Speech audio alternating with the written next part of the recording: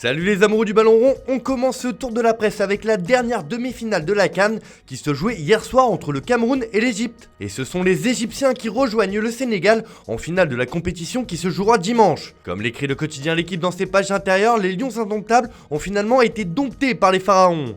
Au terme d'un match qui s'est soldé par un triste 0-0, les deux équipes ont dû aller jusqu'à la séance de tir au but pour se départager. Et c'est l'équipe de Mohamed Salah qui l'a emporté, l'Égyptien retrouvera son compère de Liverpool, Sadio Mané en finale. Une qualification qui fait aussi les gros titres de la presse égyptienne ce matin, comme le quotidien Al Masry Aloum qui se régale de voir sa sélection en finale.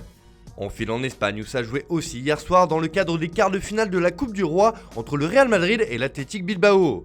Et cette équipe basque est décidément très surprenante puisqu'elle a éliminé la Maison Blanche en réalisant le coup parfait à la 89e minute par Alejandro Berenguer. Pour Marca, ce dénouement est le rugissement final de cette équipe de Bilbao.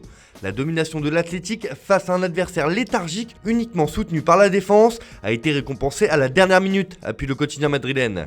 Forcément, cette élimination ne passe pas inaperçue dans toute l'Espagne, puisque As s'en donne également à cœur joie et estime que c'est pour cela qu'on appelle l'Athletic les Lions, car ils ont mangé le Real. Pour l'édition basque de Mundo Deportivo, cette équipe est tout simplement invincible. Après avoir sorti le FC Barcelone au tour précédent, elle s'offre cette fois le scalp du Real Madrid.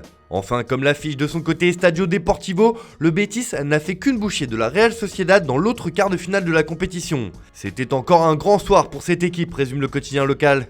On reste dans la péninsule ibérique avec le transfert qui a fait du bruit en cette fin de mercato, celui de Pierre-Emerick Aubameyang au FC Barcelone. Le Gabonais était officiellement présenté hier sous ses nouvelles couleurs, l'occasion pour lui d'afficher ses ambitions avec sa nouvelle équipe. Comme le reprend Mundo Deportivo sur sa couverture ce matin, l'attaquant a fait part de son rêve d'avoir rejoint le Barça. C'est la chance de ma vie, a-t-il déclaré devant la presse, avant d'ajouter qu'il jouerait au poste de numéro 9 pour aider son équipe. Pour le quotidien Sport, Aubame promet des buts car c'est un matador. Enfin, l'Esportiu reprend la chance unique du Gabonais d'évoluer sous les couleurs blaugrana. Mais en Angleterre, ce n'est pas ce qu'on retient de la conférence de presse d'Aubameyang, mais plutôt la mise au point de l'ancien gunner sur sa relation avec Mikel Arteta. C'est ce que reprend le Daily Star sur sa une avec ce titre « Départ forcé ». L'ancien pensionnaire de Ligue 1 et de l'AS Saint-Etienne a expliqué que le coach d'Arsenal avait tout simplement un problème avec lui. C'est la raison de son départ, dénonce le tabloïd. Même chose en une du Mirror qui s'emporte carrément, Arteta m'a chassé. L'ancien buteur et capitaine du club londonien tire à boulet rouge sur son ex-entraîneur désormais. Pour le Daily Mail, Aubameyang pousse carrément un coup de gueule. Enfin, The Sun remet aussi de l'huile sur le feu en indiquant que désormais Aubame est heureux.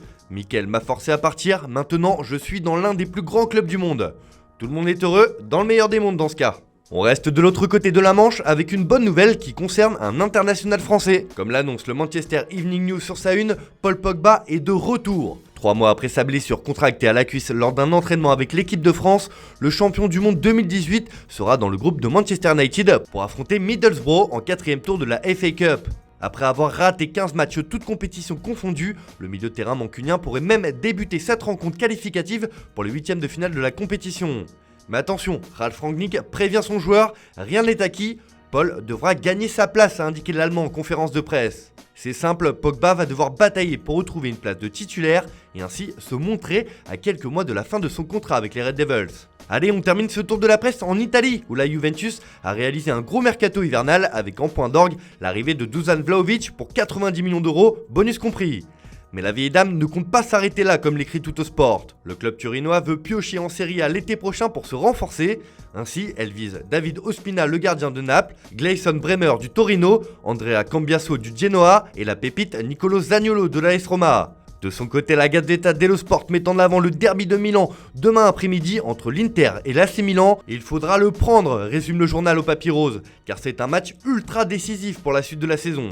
Voilà, c'est tout pour ce matin, bonne journée à tous, on se retrouve un peu plus tard pour le traditionnel JT Foot Mercato.